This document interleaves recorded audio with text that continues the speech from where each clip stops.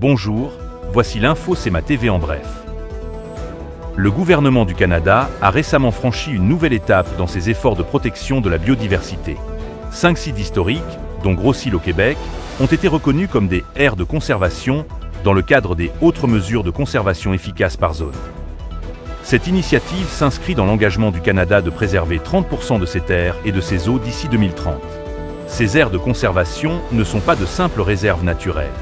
Elles sont des lieux où la protection de la biodiversité coexiste avec des activités culturelles et récréatives.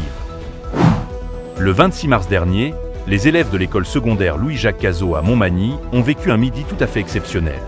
La toute première édition du Midi interculturel a rassemblé des jeunes de diverses origines autour de leur patrimoine culturel, culinaire et artistique.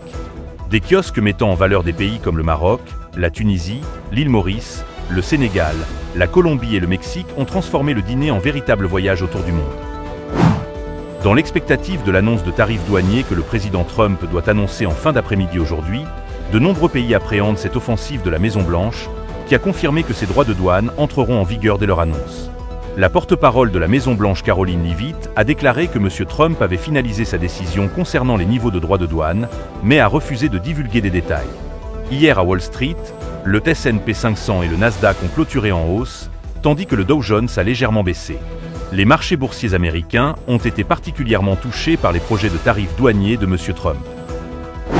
Au sport, importante victoire des Canadiens de Montréal hier au Centre Bell, alors qu'un but de Nick Suzuki en temps supplémentaire a permis aux hommes de Martin Saint-Louis de balayer leur série contre les Panthers dans les 4 matchs qu'ils ont disputés durant la présente saison.